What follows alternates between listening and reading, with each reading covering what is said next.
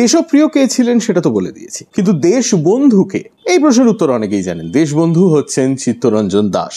জন্ম 1870 সালে আমাদের এই কলকাতাতেই। পরিবারের সবাই ছিলেন ব্রাহ্ম সমাজের member and it was a family of lawyers. কাজে স্বাভাবিকভাবেই নিজের লেখাপড়া কলকাতায় শেষ করে তারপরে চিত্তরঞ্জন দাস চলে যান ইংল্যান্ডে ল পড়তে।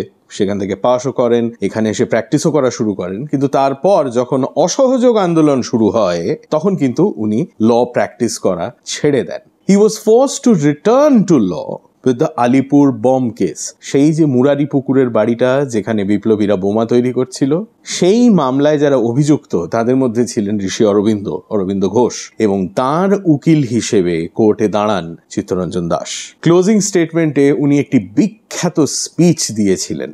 Long after this controversy is hushed in silence, long after this turmoil, this agitation ceases, long after he is dead and gone, he will be looked upon as the poet of patriotism, as the prophet of nationalism, and the lover of humanity. Long after he is dead and gone, his words will be echoed and re-echoed not only in India, but across distant seas and lands.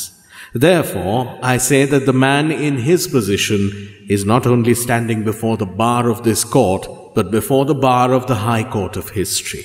The time has come for you, sir, to consider your judgment, and for you, gentlemen, to consider your verdict.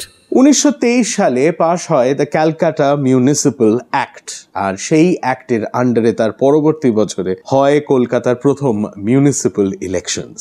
সেই ইলেকশনসে দাঁড়িয়ে জিতে চিত্তরঞ্জন দাস হয়ে যান কলকাতার প্রথম mayor. 1925 সালের গ্রীষ্মকালে তার শরীর তখন খুবই খারাপ। তিনি তখন দার্জিলিংয়ে চলে যান স্বাস্থ্যোদ্ধারের জন্য। থাকতেন দার্জিলিংয়ের এই বাড়িটিতে। তবে সেই স্বাস্থ্যোদ্ধার শেষমেশ আর হয়নি। 1925 সালের জুন মাসে দেশবন্ধু চিত্তরঞ্জন দাস মারা যান। তার মরদেহ নিয়ে কলকাতায় যে বিরাট বড় প্রসেশন বেরোয়, সেই প্রসেশনের নেতৃত্ব দেন গান্ধীজি স্বয়ং। দেশবন্ধু চিত্তরঞ্জন দাসের নামে কলকাতায় কি কি রয়েছে গুণে তালিকা শেষ করা যাবে না। চিত্তরঞ্জন অ্যাভিনিউ তো রয়েছেই, চিত্তরঞ্জন ক্যান্সার হসপিটাল রয়েছে, তাছাড়াও দেশবন্ধুর নামে আপনি ভাবুন কলেজ, পার্ক, নগর, আরো কত কি রয়েছে। এর থেকে একটা জিনিস পরিষ্কার বোঝা যায়, সেটা হচ্ছে জননেতা হিসেবে উনি ঠিক কতটা জনপ্রিয় ছিলেন। তো এই তো গেল দেশবন্ধুর কথা। দেশপ্রিয়কে সেটাও বলে দিয়েছি।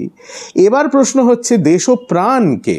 এর উত্তর জানতে হলে ইনস্টাগ্রামে ফলো করুন আর ইউটিউবে সাবস্ক্রাইব করুন টু হাফ প্যান্ট হিস্ট্রি।